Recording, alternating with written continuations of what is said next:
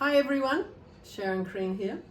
As you know, we're about to embark on a 3-month road journey. It's a little bit different than if you can go to places where there is a laundromat and things like that, but we don't know what is where we're going to be. So I thought I'd share with you some packing tips. Now most people, doesn't matter what trip they go on, always overpack. So we have like the 5 rule. So you pack 5 of important essential items, and there may be a vary on the others. So you'll have, so this is Lizzie's packing stuff. So she has 6 t-shirts, but we'll let her off on that one. So we usually do 5 t-shirts. You've got to do your sleeping gear. Now, depends on where you're going. We're going anywhere from where it's, 3 degrees up to 25. So it's going to be interesting, but she's only packing 1 hoodie besides the one she's going to wear.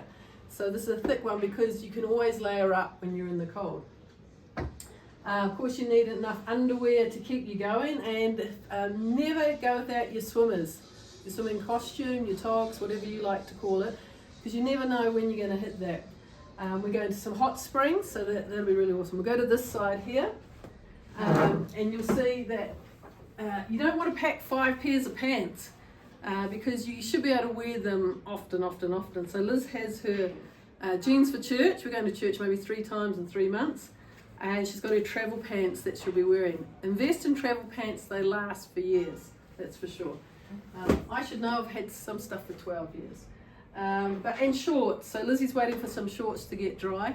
I wouldn't recommend for overlanding these kind of ones because they take forever to dry, but the bonus is you probably wear them for 5 days flat. And some lighter shorts. Liz is a short freak, so she loves to wear those. Now, like I said, we're hitting the cold, and one thing I've noticed, it doesn't matter where we travel in the world, what you think is cold and what it is cold are 2 different things. So we went to the Grand Canyon last year, and it was flipping all cold. It was like 3 degrees or something, so we had to buy beanies. I've got so many beanies it's ridiculous, but at least when you're abroad you can go to Kmart or Walmart and buy those. So I said to Liz, choose one, which of course she chose her London one from gazillions of years ago. And she's got a good puffer jacket she actually got from some friends in Texas. She has a really expensive one that we've had for many years, but she prefers this one, so that's what she's going to do. Okay, let's talk footwear. Again, people tend to overpack. You got to think practically, especially when you're overlanding. Okay, jandals, slippers, flip-flops, thongs, whatever you like to call them, these things, very handy. You'll be using outdoor bathrooms, and you want to have flip-flops. Liz loves these walking shoes. We got from Decathlon here in Kenya. Decathlon's a big camping brand. Really good. I don't find mine so comfortable, but she wears hers. We call these her Jesus sandals. So now she's currently wearing her little sneakers that she normally would wear, cheaper version of the Converse. But she lives in those, but they're not going to be good for hiking or anything like that.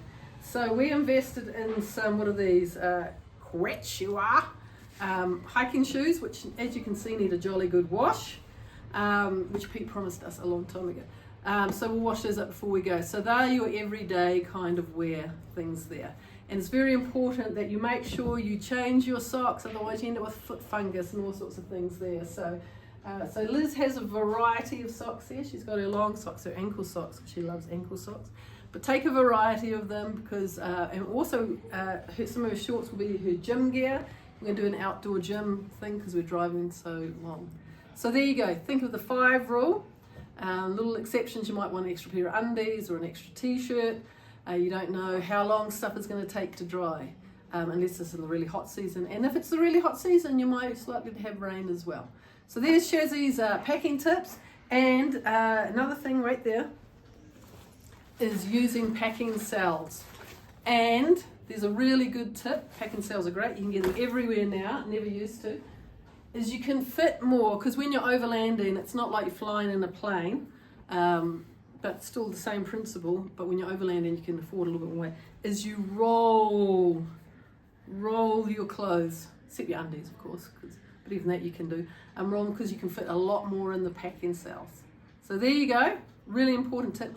I didn't think the whole rolling thing would work, but it's true, it does. And if you worried about wrinkles, it's a good way to keep the wrinkles out.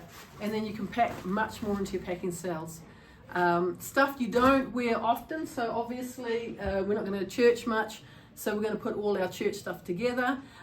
We don't know how cold it's going to be, so we're going to put all our winter gear together, that scarf, beanie and jackets, and then we can just pull that out of one of these packing cells when we need it.